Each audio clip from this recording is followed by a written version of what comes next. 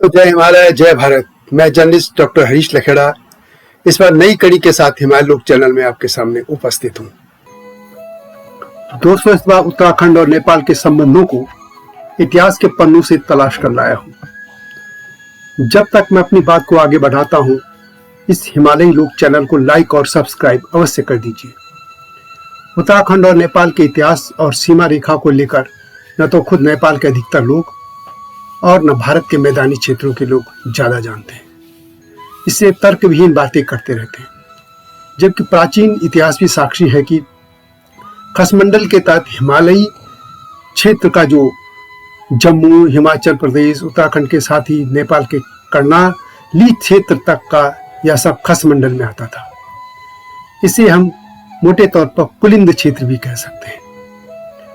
उत्तराखंड के चमोली क्षेत्र जिले के जोशीमठ से शासन करते समय कार्तिकेयपुर राजवंश यानी कतिरियों के राज्य में आज के नेपाल का लगभग 1/3 भूभाग शामिल था। नेपाल के डोटी यानी सुदूर पश्चिम और कर्णाली प्रांत के अधिकतर भूभाग कतिरी राज्य का हिस्सा थे। आज भी उस क्षेत्र में आप चले जाएं तो वहां की बोली, रीत रिवाज आदि को देखकर लगेगा कि यह तो कुमाऊं का हिस्सा है, बस नेपाली टोपी से ही भिन्नता दिखेगी। कभी सुदूर पश्चिम और कर्णाली के बड़े हिस्से को डोटी कहा जाता था। कतियूर राज के समय तब का नेपाल काठमांडू के आसपास के क्षेत्र तक सीमित था।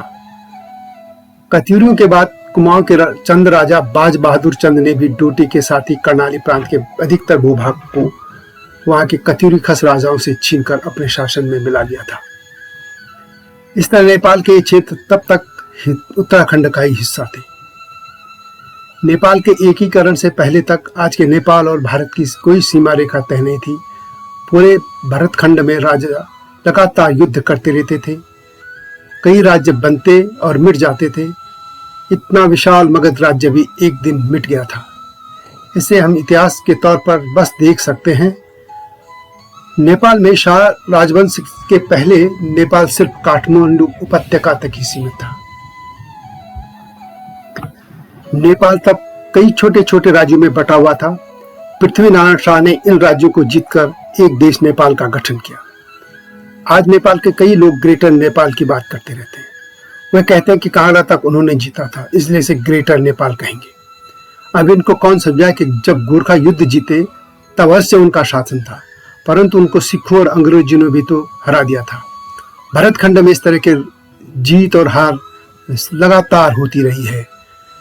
जिस दिन गोरखे युद्ध हार गए थे उसी दिन उन्होंने पूर्व में कांगड़ा तक अपना कहने का हक भी खो दिया था। अब उनको यह बात नहीं कहनी चाहिए। इस तरह की बातें तो कीड़े मकोड़े खाने वाले मूर्ख और आक्रांता चीन के लोग करते हैं और वे सदियों पुरानी बातों को इस तरह करते रहते हैं, जबकि चीन को यह याद नहीं है कि कनिष्क ने भी तो आधे चीन को अपने कब्जे में किया था। अब हम बात करते हैं नेपाल के सुदूर पश्चिम और कर्णाली प्रांतों की।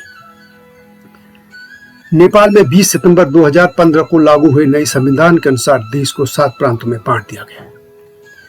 उत्तराखंड के पिथौरागढ़ जिले से नेपाल के सुदूर पश्चिम प्रांत की सीमा मिलती है और काली नदी इस यहाँ विभाजन रेखा है।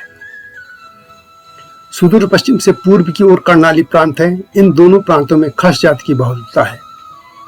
सुदूर पश्चिम प्रांत का पूरा नाम डोटी है। नेपालियों के लिए उत्तराखंड में जो संबोधन डोटियाल है वह इसी क्षेत्र से आया है। डोटी और सौर यानी पिथौरागढ़ के लोगों में रोटी बेटी के संबंध आज भी हैं। इन दोनों जिलों के लोगों की रीति रिवाज, भाषा लगभग एक समान है। सुदूर पश्चिम के लोगों की पिथौरागढ़ और पिथौरागढ़ के लोगों की डोटी क्षेत्र में जमीन भी एक दूसरे क्षेत्रों में। सुदूर पश्चिम को जागर व लोक कथाओं में टोडीगढ़ भी कहा गया है। यह क्षेत्र काली नदी और कर्णाली नदी के बीच में पड़ता है। दोस्तों, वास्तव में नेपाल का यह डोटी क्षेत्र प्राचीन काल में उत्तराखंड का एक राज्य था। नेपाल के कंचनपुर जिले में ब्रह्मदेव मंडी की स्थापना कत्यूरी राजा ब्रह्मदेव ने की थी। 13वीं शताब्दी में जब कत्यूरी शासन का पतन होने लगा था तब एक डोटी क्षेत्र और उत्तराखंड के क्षेत्रों में अलग अलग राजा होने से दूरियां बढ़ी।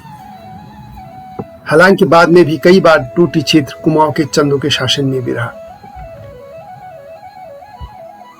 इसी तरह पिथौरागढ़ के सीमांत क्षेत्रों में भी डोटी राजा भी अधिकतर वहां राज करते रहे। यहाँ के मल्ल राजाओं ने दोनों क्षेत्रों में राज किया। चूंकि तब यहाँ नेपाल जैसा कोई शब्द नहीं था, डोटी भी खसों का एक ऐसा ही राज्य था। जैसे कत्यूरी शासन के पतन के बाद गढ़वाल में 52 गढ़पति थे और कुमाऊं में भी दर्जनों राज्य थे। कुमाऊं में कत्यूरी साम्राज्य कमजोर होने पर चंद्र वंश वहां शक्तिशाली होता चला गया था। इस तरह 1300 से 1400 ईस्वी के बीच के उत्तराखंड के कत्यूरी राज्य के विघटन के बाद आज के उत्तराखंड का पूर्वी क्षेत्र यानी कुमाऊं और नेपाल का सुदूर पश्चिम क्षेत्र 8 अलग अलग ठकुरियों यानी राज्यों में बंट गया था। तब कत्यूरों की राजधानी बैजनाथ में थी और इस तरह बैजनाथ का कत्यूरी शासन द्वारहाट, डोटी, बारामंडल, अस्कोट, सिरा, सोरा, सुई यानी काली कुमाऊं में बंट गया था। कत्यूर राजवंश के विघटन के बावजूद कत्यूर राजाओं की एक शाखा रजवार राजवंश ने पिथौरागढ़ के अस्कोट में शासन किया। इसी तरह नेपाल के डोटी में भी कत्यूरों की ही एक शाखा राज करती रही। यानी नेपाल का आज का सुदूर पश्चिम प्रांत कभी कुमाऊं के कत्यूरों के राज्य का हिस्सा था। कत्यूरियों को भले ही कुछ इतिहासकार अयोध्या के शालिवाहन वंश से जोड़ते हैं, लेकिन वे खसी थे। इतिहासकार बद्रीदत्त पांडे अपनी पुस्तक कुमाऊं का इतिहास में लिखते हैं कि कत्यूरी वंश अयोध्या से आए थे। कत्यूरी ने ही इस क्षेत्र को कुर्माचल नाम दिया जो वर्तमान का कुमाऊं है। लेकिन अधिकतर इतिहासकार कत्यूरी राजवंश को कुनिंद की एक शाखा मानते हैं। कत्यूरी वंश के संस्थापक वासुदेव कत्यूरी माना जाता है कि कार्तिकेयपुर राजवंश का शासन पूर्व में नेपाल से लेकर पश्चिम में काबुल अफगानिस्तान तक फैला हुआ था और ये खसों की ही एक शाखा थी। सम्राट हर्षवर्धन की मृत्यु के बाद उत्तराखंड में कार्तिकेयपुर राजवंश की स्थापना होती है। इसे ही कुछ इतिहासकार कत्यूर राजवंश मानते हैं। जो भी इतना तो तय है कि नेपाल का बड़ा भूभाग तब उत्तराखंड के राजाओं के साम्राज्य का हिस्सा था। इतिहासकारों के अनुसार कत्यूरों की राजधानी मूलतः जोशीमठ में हुआ करती थी, जिसे कार्तिकेयपुर या ब्रह्मपुर भी कहा जाता है। बाद में कत्यूरी अपनी राजधानी को कुमाऊं के बैजनाथ ले गए थे, जिसे कत्यूर घाटी भी कहा जाता है। कत्यूरियों के बाद चंद वंश के राजा बाज बहादुर चंद ने भी नेपाल के बड़े हिस्से को अपने कब्जे में लिया था।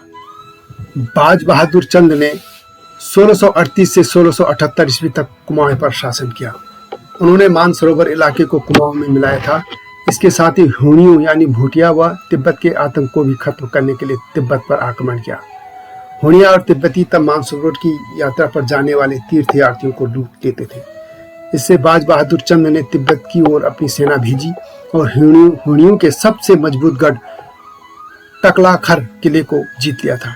यह घटना 1670 ईस्वी की है। इसी तरह गढ़ नरेश महिपत शाह के सेनापति योधी रिखोला और माधव सिंह भंडारी ने भी तिब्बतियों को युद्ध में हराया था। आज गढ़वाल और तिब्बत के साथ जो सीमा है यह उन्हीं की तय की हुई है। तिब्बत के कई गांव तब गढ़ नरेश को कर भी देते थे। अब डोटी क्षेत्र को लेकर आपको जानकारी देता हूँ। माना जाता है कि डोटी शब्द दो वती से आया है, जिसका अर्थ दो नदियों के बीच का भूभाग है। कुछ लोग यह भी मानते हैं कि यह नाम भगवान देव और आत्वी से आया है, जिसका मतलब है पुनः उत्पत्ति। इस क्षेत्र में डोटियाली और कुमाऊनी भाषा बोली जाती है। यह दोनों भाषाएं में काफी समानता भी है। 13वीं शताब्दी में कत्यूरी शासन का पतन हो जाने पर निरंजन मल देव ने डोटी राज्य की स्थापना की थी। वे अंतिम कत्यूरी शासन के जो शासक थे उनके पुत्र थे। डोटी के राजा रायका नाम से जाने जाते लगे थे।